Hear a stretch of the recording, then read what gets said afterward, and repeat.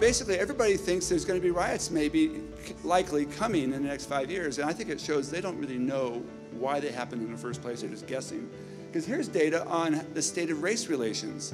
And back in the left-hand bar there is what happened in 1997, and people thought it was bad race relations, and it matched up with likely riots. But now in 2017, you can see that the attitudes about race relations are much improved. Many fewer think it's going to be it's bad relations, and they still think riots are maybe likely in the next 5 years. I think they don't know why. This is the change in the growth, in employment growth. In the 90s, it had been roaring along at 100,000 jobs added a year in LA County. And then overnight, it pivoted and went south.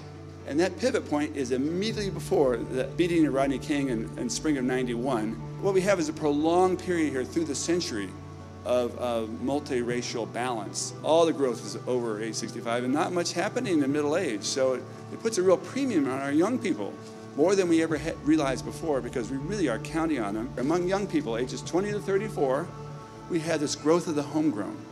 Extraordinary rise. So that Latinos are going over 70% now, native Californians. And we have a new reality today of a homegrown population made up of all 4 major ethnic groups.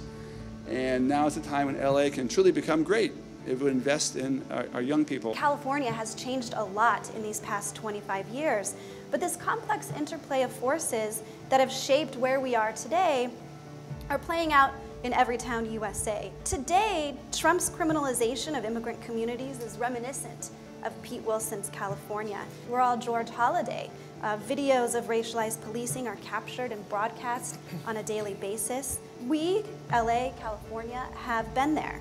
If you think about the dominant frame, of course, you get the notion of riots, which is the way we typically think of Los Angeles 1992. And so if you think about alternative understandings that take into account structural strains, loss of jobs, disinvestment in inner cities, and of course, all of the injustices that African Americans in particular were pointing to during this period. There was this history that was animating a particular type of generalized belief for African Americans during this period. Many African Americans think of this event as a rebellion, and they certainly thought of it that way in the past, and I think they continue to think of it that way today. There was this notion that there was something political about what was happening. It wasn't just senseless venting of frustration. 25 years later, the trigger for 1992, that is to say, the video that acquitted the police officers in the case, is not unusual. As a public, you know, to see what we saw in 1992 when these verdicts were announced doesn't surprise us in quite the same way.